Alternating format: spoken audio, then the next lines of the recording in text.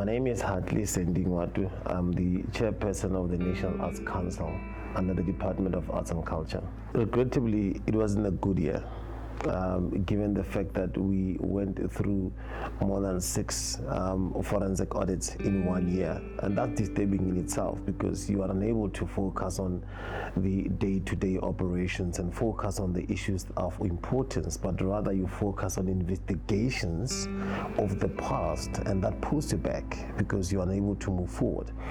Particularly the main issue of the investigation was the repeated issues that we had to investigate, and that delayed us because for the rest of the year we wasted ample time in investigating issues that we should not have been investigating. As one gets down into getting control and grip of the organization, one gets to even realize the deeper problems that we thought we have, and the fact that we're not even yet closer in dealing with this particular situation. One will expect that NAC, with 20 years of existence, we should be experts in terms of how we run the fund administration, the fund management to date, and the impact thereof of NAC should be felt at every corner of this country. But it's regrettable that at this stage we don't know.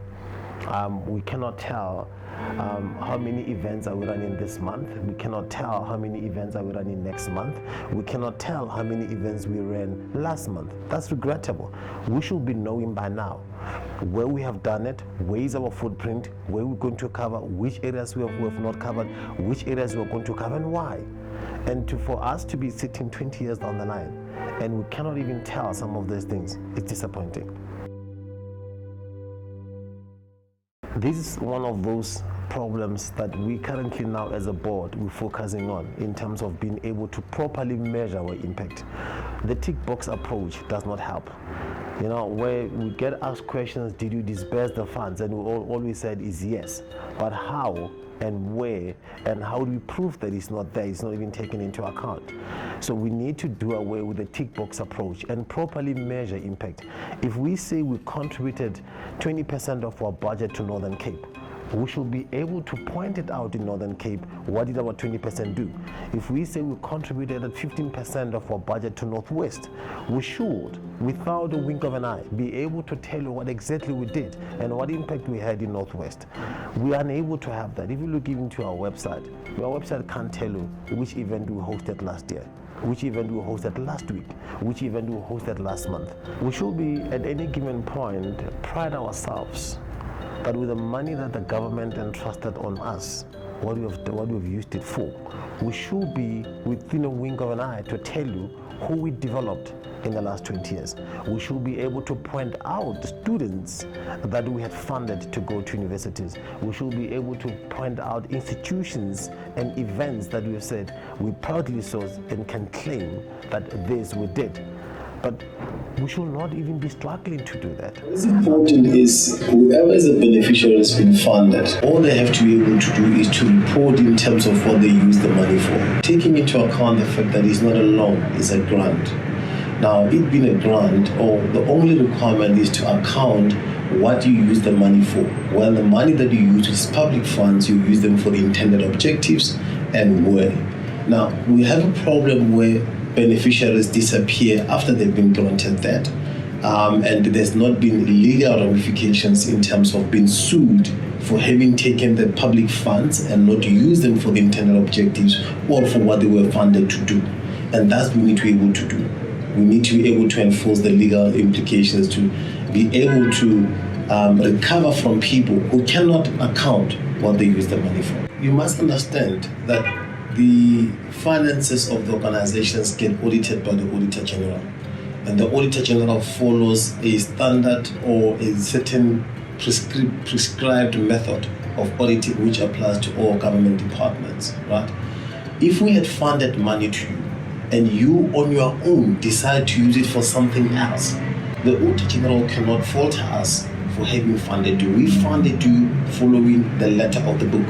But unfortunately, when it gets down to the beneficiary and they don't use it for the intended objectives and they are unable to report, that is beyond us and that is beyond the Auditor General. What is required of us is that we need to make calls, people need to make applications, We evaluate the applications on merit, and once we've evaluated the applications on merit, we grant. And the next responsibility of reporting lies with the individual, and we need to monitor these individuals or these organizations for them to be able to report. Now, the finances of the organization from that perspective are in good state, but we need to do more than just beyond that state. The arts industry is a very dynamic and creative industry, and we can't just rely on the breed only coming from 3 provinces. There's a whole lot of talent, and talent should be harnessed in all spheres and in all provinces, in all areas wherever possible, for the sake of this country. This is the unique aspect that differentiates South Africa, the culture, the art of culture. I mean, South Africa is different from any other country. When people come to South Africa, they don't want to come here to come and see Michelangelo. They have their own Michelangelo. They want to see the culture of South Africa. What makes South Africa tick? What makes South Africa different from other countries? And that's the culture of South Africa, and that's what we need to pride ourselves with. What we do now and what we've continued to do is to ensure that we have sufficient representativity throughout the provinces, and we focus on provinces that has been marginalized in the past. You have the provinces like the Northwest, the Northern Cape, the Limpopos and the likes. Those provinces where you don't find much of funding or much of applications coming from those provinces, and we don't have much of footprint in those provinces. So in terms of our representativity from each province, we're trying to focus to ensure that those provinces are fully represented and those provinces equally benefit, like your major provinces, your likes of Gauteng, your likes of the Cape Town and Durban. You know, we're trying to make sure that those provinces equally benefit. We can't have artists only coming from 3 provinces out of 9 provinces. That's misnomer on its own. So we had to make sure that even in the rural of the rural, even in the far remote areas, we do penetrate those areas and we do fund in those areas. It's not an easy task. And where there's money, there's always corruption. And where there's money, there's some other people who just want to steal it. And we are quite sure that there are people who, every day when they woke up, their task is to try to go and steal money from the NAC. We need to get our processing correct. We need to tie the loose ends. We need to make sure that this money goes out to the deserving artists out there. This money goes to the deserving South Africans out there, and they use it to be able to promote this country, and rather than to be stolen by people who have no intentions of promoting this country. There's a deserving artist out there, and they need this money in order to survive.